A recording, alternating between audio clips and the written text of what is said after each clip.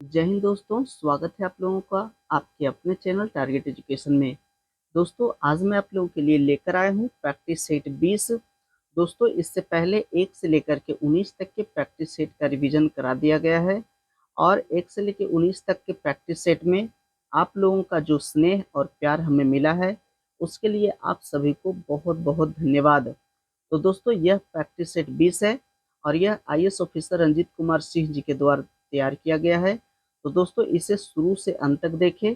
यह practice set Bihar शिक्षक भर्ती परीक्षा के लिए काफ़ी इम्पोर्टेंट सिद्ध होगा। तो इसे शुरू से अंत तक देखें। अगर आप मेरे चैनल पर नए हैं तो मेरे चैनल को सब्सक्राइब कर ले और बिहार शिक्षक भर्ती परीक्षा के लिए आप हमसे जुड़े रहें। तो आइए शुरू करते हैं आज का पहला प्रश्न। जी हाँ, आज का पहला प्रश्न दिया गया है। दोस्तों, इसे शुरू से अंत तक देखें क्योंकि इसमें सभी प्रश्नों का विस्तार पूर्वक यहाँ हल किया जाएगा। तो आज का पहला प्रश्न है दोस्तों कि भारतीय रिजर्व बैंक के आधिकारिक प्रतीक में क्या होते हैं।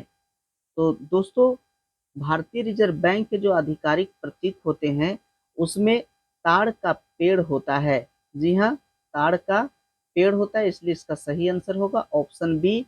और दोस्तों, ताड़ के पेड़ के साथ साथ उसमें भारत के राष्ट्रीय पशु बाघ का भी उसमें चित्र होता है। दोस्तों, इससे बाघ से पहले उसमें सिंह का चित्र होता था, लेकिन फिर सिंह का चित्र हटा करके उसमें राष्ट्रीय पशु बाघ का चित्र उसमें दिया गया है।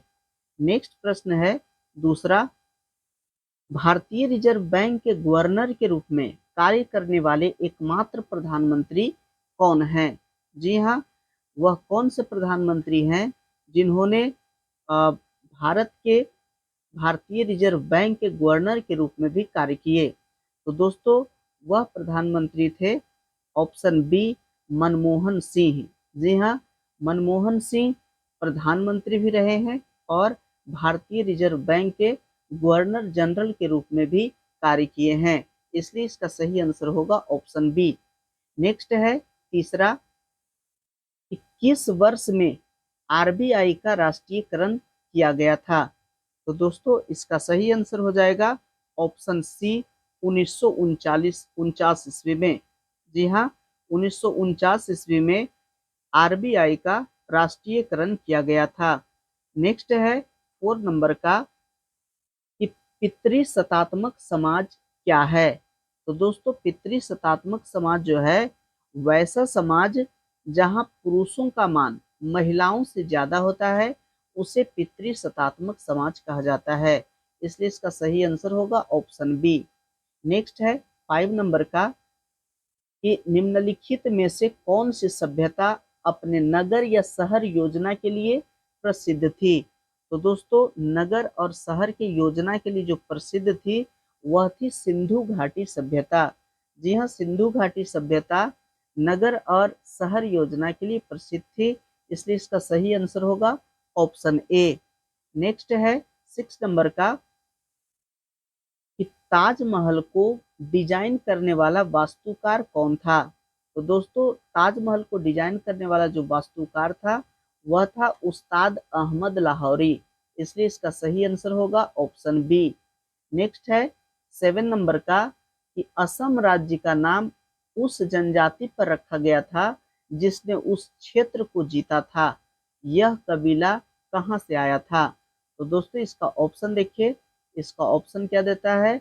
इसका ऑप्शन कहता है कि वह कबीला तिब्बत से आया था, मंगोलिया से, बर्मा से या फिर श्याम थाईलैंड से।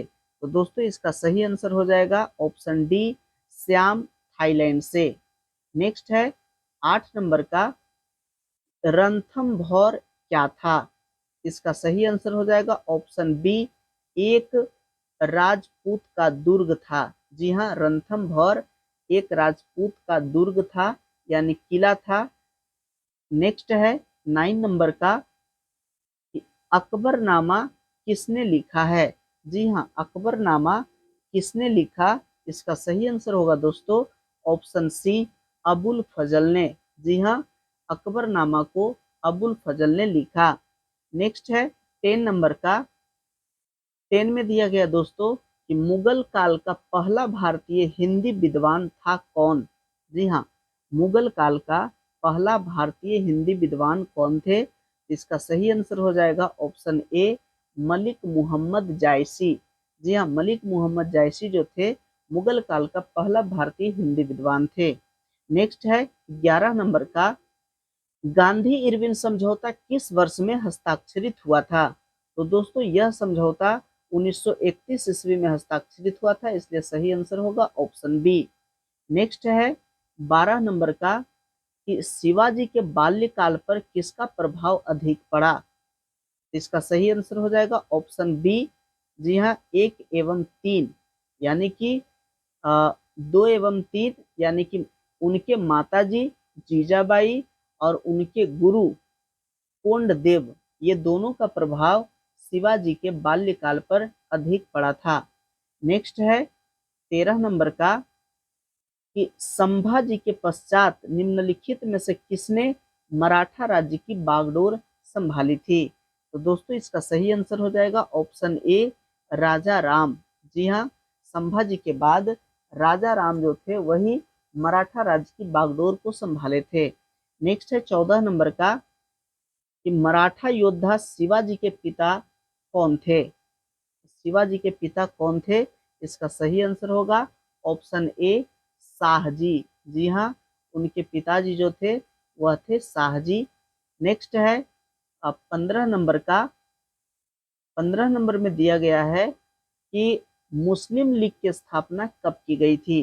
तो दोस्तों मुस्लिम लीग की स्थापना जो हुआ था वह हुआ था 1906 ईस्वी में, इसलिए इसका सही आंसर होगा ऑप्शन सी। नेक्स्ट है 16 नंबर का, कि वर्ष 1929 में कांग्रेस अधिवेशन जिसमें सविनय अवज्ञा प्रस्तावों को स्वीकार किया गया था वह कहाँ हुआ था। तो दोस्तों 1929 में जो कांग्रेस अधिवेशन हुआ था वह हुआ था लाहौर में। जी हाँ, 1929 के लाहौर में अधिवेशन हुआ था और वहीं सविनय अवज्ञा प्रस्ताव को स्वीकार किया गया था। नेक्स्ट है 17 नंबर का, मोहम्मद इकबाल के गीत सारे जहां से अच्छा को किसने संगीतबद्ध किया। तो दोस्तों इसे संगीतबद्ध किए थे पंडित रविशंकर ने। जी हाँ, इसलिए सही आंसर होगा ऑप्शन सी। नेक्स्ट है 18 नंबर का, कि मुस्लिम लीग ने भारत विभाजन की मांग सर्वप्रथम कब की थी। मुस्लिम लीग के द्वारा जो सबसे पहले भारत विभाजन की मांग जो की गई थी दोस्तों वह की गई थी 1940 ईस्वी में, इसलिए सही आंसर होगा ऑप्शन सी। नेक्स्ट है 19 नंबर का, सविनय अवज्ञा आंदोलन किया गया। जी हाँ, सविनय अवज्ञा आंदोलन कब किया गया। तो वह किया गया था कांग्रेस द्वारा पूर्ण स्वराज की घोषणा के बाद। जी हाँ, कांग्रेस द्वारा पूर्ण स्वराज की घोषणा के बाद सविनय अवज्ञा आंदोलन किया गया था। नेक्स्ट है 20 नंबर का, कि पेशवा बाजीराव प्रथम इनमें से कौन सा इलाका नहीं जीत सके थे। जी हाँ, पेशवा बाजीराव प्रथम निम्नलिखित में से कौन से इलाका को नहीं जीते थे। इसका सही आंसर हो जाएगा ऑप्शन सी, उड़ीसा। जी हाँ, उड़ीसा इसी को कहा जाता है उड़ीसा। तो उड़ीसा को पेशवा बाजीराव प्रथम नहीं जीत सके थे। नेक्स्ट है 21 नंबर का, निम्नलिखित में से कौन सी एक ग्रीन हाउस गैस नहीं है। तो दोस्तों इसका सही आंसर होगा ऑप्शन सी, कार्बन मोनोऑक्साइड। जी हाँ, कार्बन मोनोऑक्साइड जो है इसका आणविक सूत्र होता है CO, कार्बन मोनोऑक्साइड, और यह ग्रीन हाउस गैस नहीं है। बाकी देखिए कार्बन डाइऑक्साइड, जलवाष्प, नाइट्रस ऑक्साइड ये सभी ग्रीन हाउस गैस है, जबकि carbon monoxide green house gas नहीं है। नेक्स्ट है 22 नंबर का, कि निम्नलिखित में से किस वैज्ञानिक ने यह सिद्ध किया कि सूर्य के चारों ओर प्रत्येक नक्षत्र का मार्ग दीर्घवृत्ताकार है। इसका सही ऑप्शन देखिए क्या होता है। इसका ऑप्शन दिया गया है केपलर, गैलीलियो, न्यूटन और कोपरनिकस। इसका सही आंसर हो जाएगा ऑप्शन ए, केपलर। जी हाँ, केपलर ही कहे थे कि सौर मंडल में जितने भी ग्रह हैं वे सभी सूर्य के चारों ओर और दीर्घवृत्ताकार चक्कर लगाते हैं। नेक्स्ट है 23 नंबर का, धूमकेतु किसके चारों ओर चक्कर लगाते हैं। दोस्तों इसका सही आंसर हो जाएगा ऑप्शन सी, सूर्य के चारों ओर। नेक्स्ट है 24 नंबर का, निम्नलिखित में से किस बायोम को विश्व की ब्रेड बास्केट कहा जाता है? जी हाँ, विश्व की ब्रेड बास्केट किसे कहा जाता है? इसका सही आंसर हो जाएगा ऑप्शन ए, मध्य अक्षांश घास स्थल को। नेक्स्ट है 25 नंबर का, लंबे स्टेपिल किस्म की कपास मुख्यतः निम्नलिखित में से किस देश में उगाई जाती है? दोस्तों इसका सही आंसर हो जाएगा मिस्र। जी हाँ, ऑप्शन बी। नेक्स्ट है 26 नंबर का, चिपको नारा पारिस्थितिकी अस्थायी अर्थव्यवस्था है, किसने गढ़ा था? जी हाँ, चिपको नारा पारिस्थितिकी अस्थायी अर्थव्यवस्था है, किसने गढ़ा था? इसका सही आंसर हो जाएगा ऑप्शन बी, सुंदरलाल बहुगुणा ने। नेक्स्ट है 27 नंबर का, भारत में जंगली गधा कहाँ पाया जाता है? जी हाँ, जंगली गधा दोस्तों यह पाया जाता है कच्छ का रण में। जी हाँ, कच्छ का रण में भारत का जंगली गधा पाया जाता है।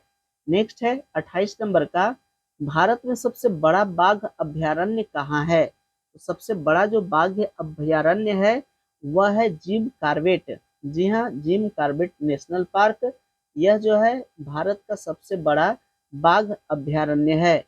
दोस्तों यह जिम कॉर्बेट नेशनल पार्क जो है उत्तराखंड राज्य में स्थित है और यह भारत का पहला राष्ट्रीय उद्यान है जिसकी स्थापना 1936 ईस्वी में की गई थी। नेक्स्ट है 29 नंबर का, निम्नलिखित में से कौन सी किस्म गेहूं की HYV नहीं है? तो दोस्तों इसका सही आंसर हो जाएगा ऑप्शन बी, रत्ना। जी हाँ, रत्ना जो है वह धान की किस्म है।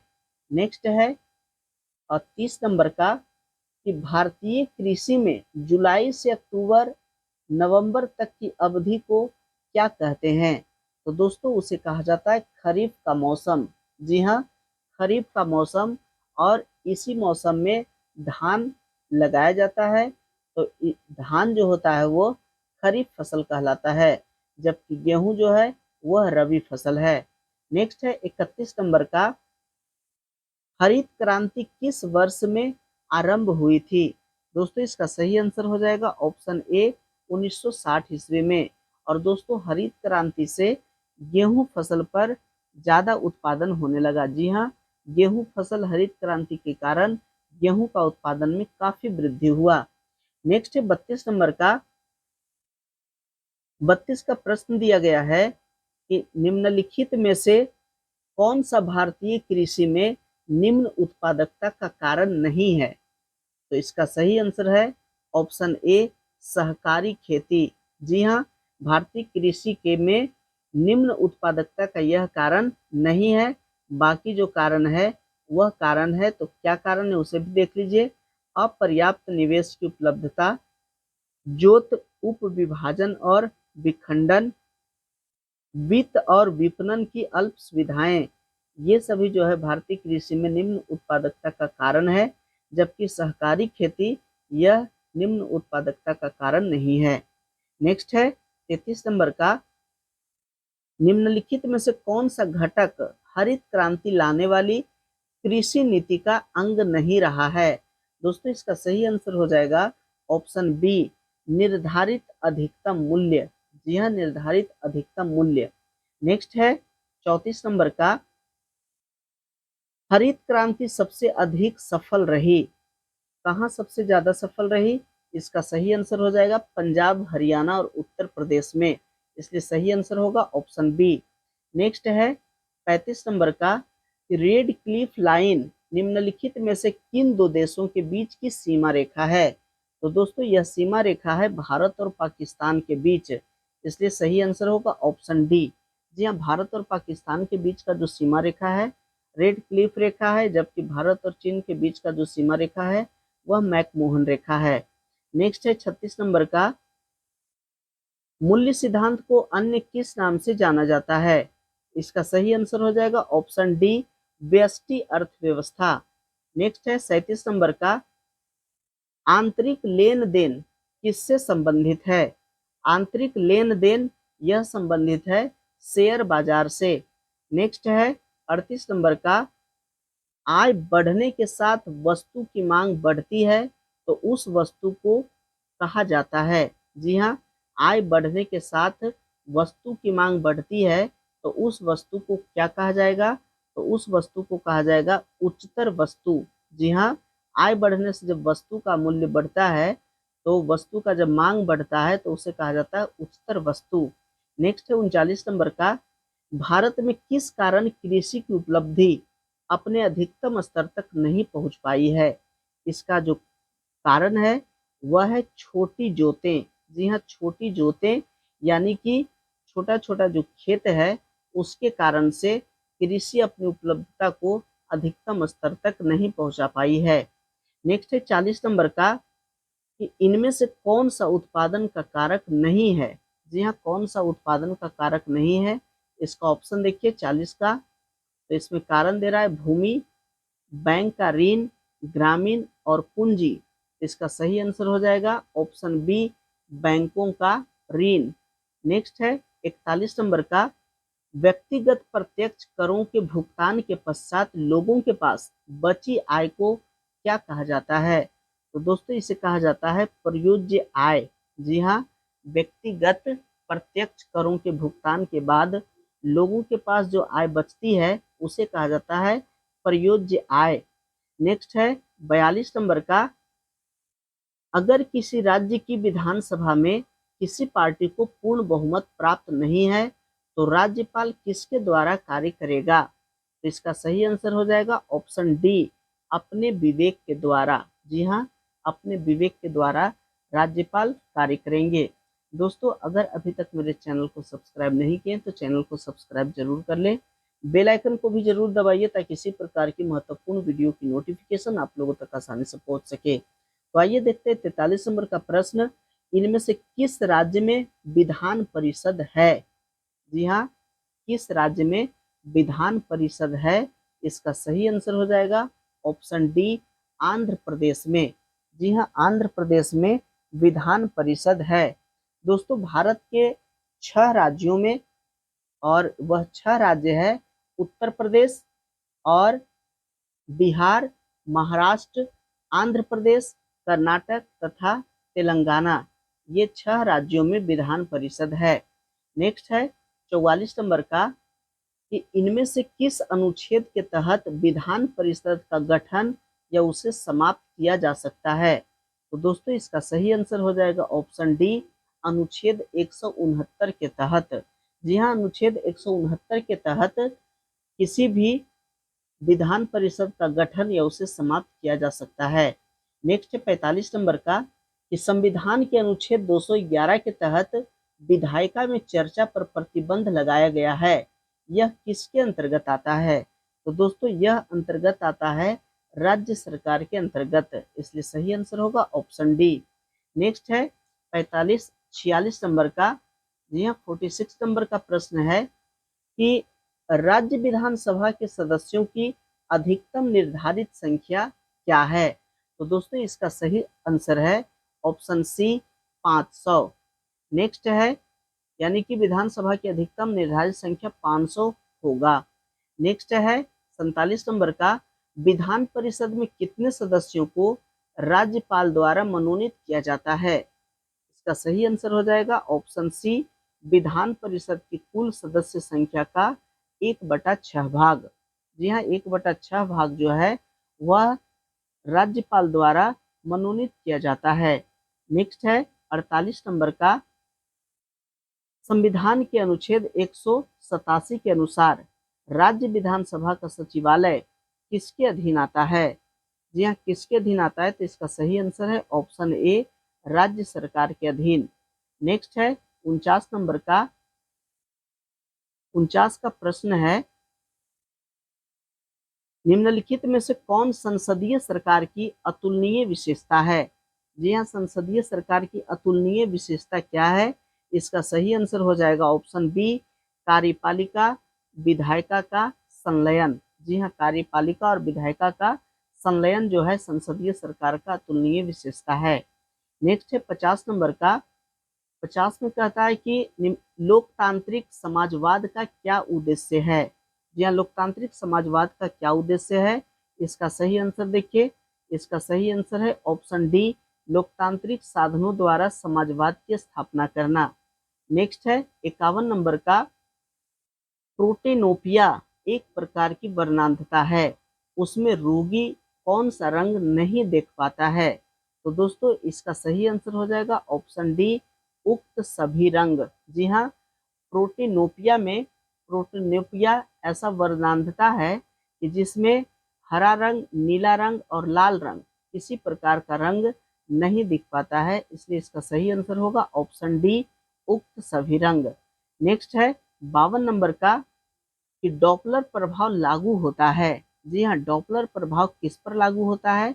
इसका सही आंसर हो जाएगा ऑप्शन डी, ए और बी दोनों पर। जी हाँ, प्रकाश के तरंग पर भी और ध्वनि तरंग पर भी, ये दोनों प्रकाश तरंग और ध्वनि तरंग दोनों पर डॉपलर का प्रभाव लागू होता है। नेक्स्ट है 53 नंबर का, सेंटीग्रेड स्केल का आविष्कार किसने किया था? जी हाँ, सेंटीग्रेड स्केल का आविष्कार किसने किया? इसका सही आंसर हो जाएगा ऑप्शन ए, एर्नस्ट सेल्सियस। जी हाँ, एर्नस्ट सेल्सियस के द्वारा सेंटीग्रेड स्केल का आविष्कार किया गया था, इसलिए इसे डिग्री सेल्सियस भी कहा जाता है, डिग्री सेल्सियस। नेक्स्ट है 54 नंबर का, तीक्ष्ण लेड विषाक्त को जाना जाता है। जी हाँ, तीक्ष्ण लेड विषाक्त को किस नाम से और जाना जाता है? तो इसका सही आंसर हो जाएगा ऑप्शन बी, सीसा विषाक्तता। लेड मीन सीसा होता है, इसलिए इसे कहा जाता है सीसा विषाक्तता। नेक्स्ट है 55 नंबर का, कि कौन सी वायुमंडलीय परत में ओजोन परत मौजूद होती है? जी हाँ, किसमें ओजोन परत मौजूद होती है? इसका सही आंसर हो जाएगा ऑप्शन सी, समताप मंडल में। जी हाँ, समताप मंडल में ही ओजोन परत मौजूद होती है। दोस्तों, ओजोन एक ऐसी परत है जो सूर्य के आने वाले पराबैंगनी किरणों को रोक लेती है। जी हाँ, यह एक काफी महत्वपूर्ण परत है। अगर यह परत नहीं होता तो मनुष्य यहाँ पृथ्वी पे झुलस जाता, या फिर उसे त्वचा कैंसर अधिक संख्या में लोगों को होता। नेक्स्ट है 56 नंबर का, कि पर्यावरण में किसकी उच्च सांद्रता अम्ल वर्षा का मुख्य कारण है? तो दोस्तों इसका सही आंसर हो जाएगा ऑप्शन बी, SO2 यानी सल्फर डाइऑक्साइड तथा नाइट्रस ऑक्साइड। जी हाँ, सल्फर डाइऑक्साइड और नाइट्रस ऑक्साइड जो है, यही अम्ल वर्षा का मुख्य कारण है। नेक्स्ट है 57 नंबर का, या 57 नंबर का प्रश्न देखिए। 57 में कहता है कि हाथी दंत का रूपांतरण किस भाव से होता है? जी हाँ, हाथी दंत का रूपांतरण किस भाव से होता है? तो इसका सही आंसर हो जाएगा ऑप्शन सी, द्वितीयक दंत। जी हाँ, द्वितीयक दंत। दोस्तों, हाथी में कुल 26 दांत होते हैं। जी, हाथी में 26 दांत होते हैं, जिनमें से 12 अस्थायी अग्रचवर्णक और 12 चवर्णक होते हैं। 2 दांत जो होते हैं वह कृंतक होते हैं, और वही 2 दांत हाथी के आगे जो हम लोग देखते हैं वह कृंतक होते हैं। दोस्तों, इस कृंतक को ही टस्क कहा जाता है, और इसे ही हाथी दंत भी कहते हैं। दोस्तों, हाथियों के जबड़े के ऊपर के जो दांत होते हैं उनके जीवन अवधि में उगते रहते हैं। जी हाँ, जीवन अवधि में उगते रहते हैं, तथा द्वितीयक दांतों को ही हाथी दंत कहा जाता है, इसलिए सही आंसर होगा ऑप्शन सी। नेक्स्ट है 58 नंबर का, मानव मस्तिष्क का भार लगभग कितना होता है? तो दोस्तों, मानव मस्तिष्क का जो भार होता है वह 1.2 से लेकर के 1.4, जी हाँ, 1.2 से 1.4 किलोग्राम होता है, और यह जो होता है कुल शरीर के भाग का 2% भार होता है। जी हाँ, कुल शरीर के भार का 2% भार होता है, इसलिए इसका सही आंसर बी भी कह सकते हैं और सी भी कह सकते हैं, लेकिन 1.46 ज़्यादा हो रहा है, इसलिए यहाँ पर ऑप्शन बी होगा 1.36 किलोग्राम। नेक्स्ट है 59 नंबर का, कि ऑयस्टर किस संघ से संबंधित है? जी हाँ, ऑयस्टर किस संघ से संबंधित है? इसका सही आंसर हो जाएगा मोलस्का। जी हाँ, ऑयस्टर जो है वो मोलस्का से संबंधित है। नेक्स्ट है 60 नंबर का, दोस्तों अगर आप मेरे चैनल पे नए हैं तो चैनल को सब्सक्राइब जरूर कर ले। नेक्स्ट प्रश्न 60 नंबर का कि निम्न में से किन जंतुओं में शरीर गुहा अनुपस्थित होती है। जी हाँ, किन जंतुओं में शरीर गुहा अनुपस्थित होती है, इसका सही आंसर हो जाएगा एसिलोमेट। जी हाँ, एसिलोमेट, ऑप्शन डी। नेक्स्ट है 61 नंबर का कि फॉरवर्ड ब्लॉक की स्थापना किसने की। तो दोस्तों फॉरवर्ड ब्लॉक की स्थापना जो किए थे वह किए थे सुभाष चंद्र बोस, इसलिए इसका सही आंसर होगा ऑप्शन ए। नेक्स्ट है 62 नंबर का स्वराज मेरा जन्मसिद्ध अधिकार है और इसे मैं लेकर रहूंगा, यह वक्तव्य किससे संबंधित है। ऑप्शन दिया गया बिरसा मुंडा, अनुग्रह नारायण सिंह, सच्चिदानंद सिन्हा। इसका सही आंसर होगा ऑप्शन डी, इनमें से किसी भी नहीं। जी हाँ, क्योंकि स्वराज मेरा जन्मसिद्ध अधिकार है और इसे मैं लेकर रहूंगा, यह कथन बाल गंगाधर तिलक का है। जी हाँ, यह कथन बाल गंगाधर तिलक का है, इसलिए इसका सही आंसर होगा ऑप्शन डी। नेक्स्ट है 63 नंबर का कि दांडी यात्रा की गई। जी हाँ, दांडी यात्रा कब की गई। तो दोस्तों दांडी यात्रा जो की गई थी वह की गई थी 12 मार्च 1930 को, इसलिए सही आंसर होगा ऑप्शन डी, 1930 ईस्वी में। दोस्तों दांडी यात्रा महात्मा गांधी के द्वारा 78 अनुयायियों के साथ, यानी उनके जो अनुयायी थे, सहयोगी थे, तो 78 अनुयायियों के साथ उन्होंने साबरमती आश्रम से 1930 ईस्वी में अपना यात्रा शुरू किए और साबरमती आश्रम से गए दांडी नामक जगह पे और वहां जाकर के नमक कानून तोड़े और अंग्रेजों का भय भारतीय जनता से दूर किए। नेक्स्ट है 64 नंबर का कि कांग्रेस सोशलिस्ट पार्टी की पहली बैठक कहाँ हुई थी। तो दोस्तों इसका सही आंसर हो जाएगा ऑप्शन सी, पटना में। जी हाँ, कांग्रेस सोशलिस्ट पार्टी की जो पहली बैठक हुई थी वह हुई थी पटना में। नेक्स्ट है 65 नंबर का राष्ट्रीय आंदोलन में निम्न में से किसको नरम दलीय के तौर पर नहीं जाना जाता था। तो दोस्तों इसका सही आंसर होगा ऑप्शन ए, बाल गंगाधर तिलक। यह जो थे गरम दल के नेता थे, इसलिए इसका सही आंसर होगा ऑप्शन ए, क्योंकि यहाँ पूछ रहा है नरम दलीय नेता नहीं थे, तो गरम दलीय थे, और यहाँ पे बाल गंगाधर तिलक जो है वह गरम दल के नेता थे। नेक्स्ट है 66 नंबर का कि आजाद हिंद फौज की स्थापना कहाँ की गई थी। तो दोस्तों आजाद हिंद फौज की स्थापना की गई थी सिंगापुर में, इसलिए सही आंसर होगा ऑप्शन सी। नेक्स्ट है 67 नंबर का। जी हाँ, 67 नंबर का प्रश्न आप लोग के सामने यहाँ कहता है कि 7 दिसंबर 1942 को श्री योगेंद्र शुक्ल कहाँ लाए गए। तो दोस्तों योगेंद्र शुक्ल को लाया गया था पटना के जेल में। जी हाँ, पटना के जेल में लाया गया था। दोस्तों 9 नवंबर 1942 को हजारीबाग जेल से भागने के बाद योगेंद्र शुक्ल जो थे मुजफ्फरपुर में गिरफ्तार हुए थे। जी हाँ, जब हजारीबाग जेल से भागे थे तो मुजफ्फरपुर में गिरफ्तार कर लिए गए और 7 दिसंबर 1942 को योगेंद्र शुक्ल को पटना लाया गया था। नेक्स्ट है 68 नंबर का भगत सिंह, राजगुरु तथा सुखदेव को कब फांसी दी गई। दोस्तों ये जितने भी नाम है ये सभी भारत के शहीद हुए और ये सभी हम लोगों के लिए आदर्श हैं। जी हाँ, ये सभी व्यक्ति भगत सिंह, राजगुरु, सुखदेव हम लोगों के लिए आदर्श हैं और ये भारत की आज़ादी के लिए अपने जीवन का बलिदान दे दिए। तो इन्हें फांसी की सज़ा कब दी गई थी। तो दोस्तों इन्हें दी गई थी, इसका सही आंसर हो जाएगा ऑप्शन ए, 23 मार्च 1931 को। जी हाँ, 23 मार्च 1931 को ही भगत सिंह, राजगुरु और सुखदेव को फांसी दी गई थी। नेक्स्ट है 69 नंबर का जनरल डायर की किसने गोली मारकर हत्या की। जी हाँ, जनरल डायर की हत्या किसने की थी, इसका सही आंसर हो जाएगा उधम सिंह। जी हाँ, उधम सिंह जनरल डायर को इंग्लैंड जा करके मारे थे, इसलिए सही आंसर होगा ऑप्शन डी। नेक्स्ट है 70 नंबर का कि भारत छोड़ो आंदोलन का नेतृत्व किया था किसने। जी, भारत छोड़ो आंदोलन का नेतृत्व किसने किया था। तो दोस्तों इसका सही आंसर हो जाएगा ऑप्शन डी, इनमें से किसी ने भी नहीं। जी हाँ, इनमें से किसी ने भी नहीं भारत छोड़ो आंदोलन का नेतृत्व किए थे, क्योंकि ये सभी जितने भी नेता थे, बी आर अम्बेडकर, जवाहरलाल नेहरू, महात्मा गांधी, ये सभी को गिरफ्तार कर लिया गया था। जी हाँ, ये सभी को गिरफ्तार कर लिया गया था और इन्हें जेल में डाला गया।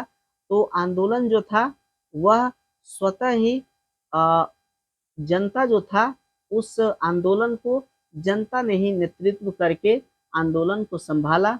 इसलिए इसका सही आंसर होगा ऑप्शन डी, इनमें से कोई नहीं। नेक्स्ट है 71 नंबर का, कि वन संरक्षण अधिनियम किस वर्ष पारित किया गया था? तो दोस्तों इसका सही आंसर हो जाएगा ऑप्शन सी, 1980 ईस्वी में। जी हाँ, वन संरक्षण अधिनियम 1980 में पारित किया गया। नेक्स्ट है 72 नंबर का, कि मॉन्ट्रियल प्रोटोकॉल का मुख्य उद्देश्य क्या है? तो दोस्तों इसका मुख्य उद्देश्य ओजोन परत का संरक्षण। जी हाँ, ओजोन परत के संरक्षण के लिए ही मॉन्ट्रियल में एक बैठक हुई थी। नेक्स्ट है 73 नंबर का, पर्यावरण संरक्षण अधिनियम किस वर्ष पारित किया गया था? जी हाँ, पर्यावरण संरक्षण अधिनियम किस वर्ष पारित किया गया? ऑप्शन बी, 1986 ईस्वी में। नेक्स्ट है 74 नंबर का, निम्नलिखित में से कौन सा सतत विकास लक्ष्य सभी के लिए जल और स्वच्छता की उपलब्धता और सतत प्रबंधन सुनिश्चित करता है? दोस्तों इसका सही आंसर हो जाएगा ऑप्शन सी, SDG 6। जी हाँ, SDG 6 जो है वही जो है सतत विकास लक्ष्य सभी के लिए जल और स्वच्छता, उपलब्धता और सतत प्रबंधन सुनिश्चित करता है। नेक्स्ट है 75 नंबर का, रामसर अभिसमय किससे संबंधित है? रामसर अभिसमय किससे संबंधित है? इसका सही आंसर देखिए, इसका सही आंसर है आर्द्र भूमि संरक्षण से, इसलिए सही ऑप्शन होगा ऑप्शन डी। नेक्स्ट है 76 नंबर का, पारिस्थितिकी तंत्र के पादपों व प्राणियों के पारस्परिक संबंधों का आधार क्या है? तो दोस्तों इसका सही आधार है पोषण संबंध। जी हाँ, आंसर होगा ऑप्शन बी। नेक्स्ट है 77 नंबर का, कि प्रकाशीय ऊर्जा को रासायनिक ऊर्जा में कौन बदलते हैं? जी हाँ, प्रकाशीय ऊर्जा को रासायनिक ऊर्जा में कौन बदलते हैं? इसका सही आंसर हो जाएगा ऑप्शन डी, हरे पादप। नेक्स्ट है 78 नंबर का, कि शीतकालीन धुंध के मुख्य प्रणेता कौन है? जी हाँ, शीतकालीन धुंध के मुख्य प्रणेता है तो कौन है? इसका सही आंसर होगा ऑप्शन बी, NOx और हाइड्रोकार्बन। जी हाँ, NOx और हाइड्रोकार्बन। नेक्स्ट है 79 नंबर का, उस स्थान को क्या कहते हैं जहाँ सामान्यतः एक विशेष प्रकार के जंतु पाए जाते हैं या एक विशेष प्रकार के पौधे उगते हैं? तो दोस्तों इसका सही आंसर हो जाएगा ऑप्शन ए, प्राकृतिक आवास। जी हाँ, उसे प्राकृतिक आवास कहते हैं। नेक्स्ट है 80 नंबर का, निम्नलिखित में से कौन एक समतापी प्राणी है? तो दोस्तों समतापी प्राणी जो है वह है कबूतर, इसलिए ऑप्शन ए सही होगा। नेक्स्ट है 81 नंबर का, कि केबुल लामजाओ राष्ट्रीय उद्यान किस झील पर स्थित है? इसका सही आंसर हो जाएगा ऑप्शन डी, लोकटक झील पर। जी हाँ, केबुल लामजाओ राष्ट्रीय उद्यान जो है लोकटक झील पर अवस्थित है। नेक्स्ट है 82 नंबर का, मीथेन के बाद बायोगैस का मुख्य घटक इनमें से कौन है? जी हाँ, मीथेन के बाद इसका सही आंसर हो जाएगा option A, carbon dioxide. Next है 83 नंबर का, कि निम्नलिखित में से किसको वायुमंडल में द्वितीयक प्रदूषक के रूप में जाना जाता है? जी हाँ, द्वितीयक प्रदूषक के रूप में वायुमंडल में किसे जाना जाता है? इसका सही आंसर हो जाएगा ऑप्शन ए, ओजोन गैस को। जी हाँ, ओजोन का सूत्र होता है O3। नेक्स्ट है 84 नंबर का, कि खाद्य श्रृंखला खाली स्थान से शुरू होती है। जी हाँ, खाद्य श्रृंखला जो शुरू होती है वो किससे शुरू होती है? तो इसका ऑप्शन देता है नाइट्रोजन नियतन, बी कहता है क्षय और सी कहता है, देखिए, सी कहता है प्रकाश संश्लेषण और डी कहता है श्वसन। तो इसका सही आंसर हो जाएगा ऑप्शन सी, प्रकाश संश्लेषण। नेक्स्ट है 85 नंबर का कि एक पारिस्थितिकी तंत्र में ऊर्जा का प्रवाह है। यह पारिस्थितिकी तंत्र में ऊर्जा का प्रवाह कैसा है? तो इसका सही आंसर हो जाएगा ऑप्शन सी, एक दिशीय है। जी हाँ, ऊर्जा का प्रवाह जो है पारिस्थितिकी तंत्र में एक दिशीय है। नेक्स्ट है 6 नंबर का, 86 नंबर का है कि हरे पौधे को पारिस्थितिकी में क्या कहते हैं? जी हाँ, हरा पौधा को क्या कहा जाता है? तो दोस्तों हरा पौधा जो है वह उत्पादक कहलाता है, इसलिए सही आंसर हो जाएगा ऑप्शन बी, उत्पादक। जी हाँ, उत्पादन करने वाला। नेक्स्ट है 87 नंबर का, तृतीयक उपभोक्ता कौन होते हैं? जी हाँ, तृतीयक उपभोक्ता कौन होते हैं?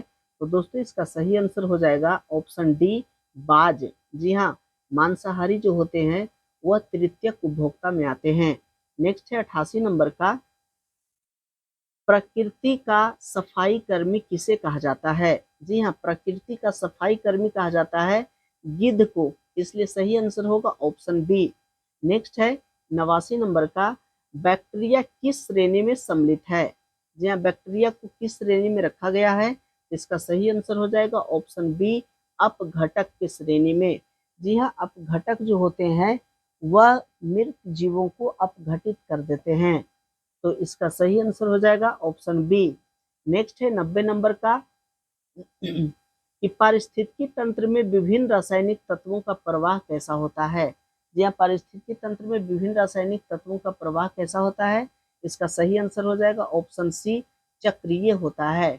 तो दोस्तों ये था आज का 90 सामान्य अध्ययन का प्रश्न उत्तर। आशा करते हैं कि ये वीडियो आप लोगों को काफी अच्छा लगा होगा। अगर अच्छा लगा है तो लाइक कीजिए, अपने दोस्तों के साथ शेयर कीजिए, प्यारा से कमेंट करना नहीं भूलिए।